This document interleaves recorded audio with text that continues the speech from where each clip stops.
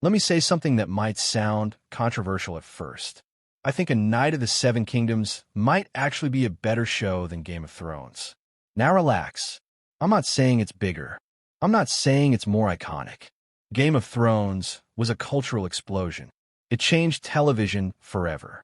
It gave us dragons, betrayals, political chaos, and some of the most shocking moments in TV history. But bigger does not automatically mean better. And what A Knight of the Seven Kingdoms is doing right now feels smarter, more focused, more intentional. So today I want to break down exactly why this new series might quietly be outperforming Game of Thrones in the ways that actually matter long term. Let's start with something fundamental. Smaller scale, stronger storytelling. Game of Thrones started intimate. Season 1 felt personal. Political conversations in small rooms. Quiet tension.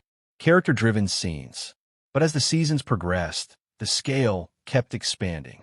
Bigger wars. Bigger dragons. Bigger spectacle. Eventually, the show became about escalation. A Knight of the Seven Kingdoms does the opposite. It deliberately scales down. Instead of asking who will rule Westeros, it asks something much more human. What does it mean to be a good knight in a broken world? That focus changes everything. The conflicts are not continent-spanning wars. They're personal, emotional, moral, and because of that, every decision feels grounded. Game of Thrones sometimes overwhelmed viewers with complexity. Dozens of characters, multiple continents, constant political maneuvering. Here, we follow Dunk and Egg. That's it. The story breathes. And ironically, by shrinking the scope, the world feels bigger. Dunk is a different kind of hero than Westeros has ever had. Let's compare protagonists. Game of Thrones gave us Jon Snow, Daenerys Targaryen, Tyrion Lannister. All compelling, all layered, all flawed, but almost all of them were entangled in power. Dunk is not chasing power. He is not destined for a throne. He is not trying to reshape the political order. He is trying to survive with dignity. That makes him radically different. In Game of Thrones, morality often felt punished. Ned Stark was honorable. He died. Robb Stark loved honestly. He died. Good intentions usually led to tragedy. Dunk represents something else. He makes mistakes. He is not polished. He doubts himself, but he consistently tries to do the right thing. And watching someone choose decency in Westeros feels refreshing. It feels hopeful without being naive. Game of Thrones built tension through paranoia. A Knight of the Seven Kingdoms builds tension through conscience. That is a powerful shift. The egg factor, watching a king be formed. Now here is where this series becomes truly fascinating. Egg is not just a companion character. He is Aegon Targaryen, a future king. In Game of Thrones, we mostly saw rulers at their breaking point. Daenerys losing control, Cersei clinging to power, Robert Baratheon collapsing under excess.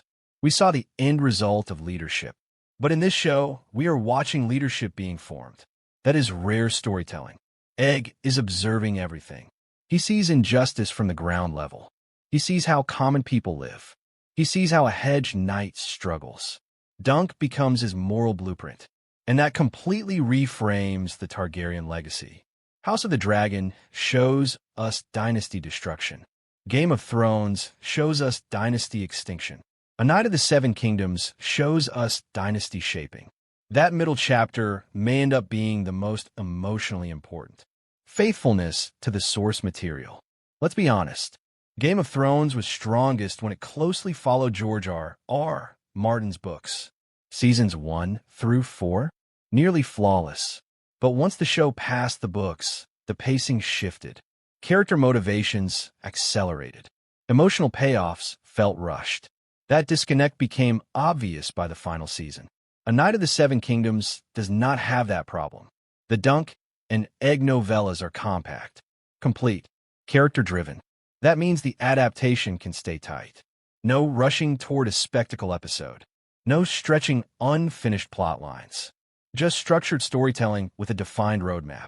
That alone gives this show a structural advantage. Tone balance. Dark but not exhausting. Game of Thrones mastered darkness, but it sometimes leaned into hopelessness. Every victory came with a cost. Every alliance hid betrayal. By the end, even triumph felt hollow. This new series maintains tension without emotional exhaustion. Yes, Westeros is still dangerous, but there is warmth here. There is humor between Dunk and Egg. There is genuine friendship. There are moments of light, and that balance makes the darker scenes hit harder. When everything is tragic, tragedy loses impact. When light exists, darkness feels meaningful. That tonal calibration may be one of the smartest adjustments HBO has made. Political commentary without political overload. Game of Thrones thrived on political complexity, but sometimes it drowned in it. Viewers needed family trees, maps, alliances, betrayals. It became homework for some audiences. A Knight of the Seven Kingdoms simplifies the entry point. Politics still exist, but we experience them from below, through tournaments, through regional disputes, through everyday survival. Power feels grounded rather than abstract, and for modern audiences, that perspective might actually be more engaging. Character intimacy over shock value. Let's talk about shock. Game of Thrones built its brand on unpredictability. The Red Wedding, the Purple Wedding, massive character deaths. It worked brilliantly. But by later seasons, shock became expectation. A Knight of the Seven Kingdoms does not rely on shock to hold attention. It relies on emotional investment. We care about Dunk, not because he might die in a shocking twist, but because we care about his growth. That is sustainable storytelling. Shock fades. Attachment lasts. Franchise longevity strategy. This might be the most important point. Game of Thrones ended with division among fans. House of the Dragon restored some confidence. But A Knight of the Seven Kingdoms feels like a strategic recalibration. Instead of escalating stakes, HBO is stabilizing the universe, building trust again, showing that not every story needs dragons destroying cities. That restraint suggests long-term planning.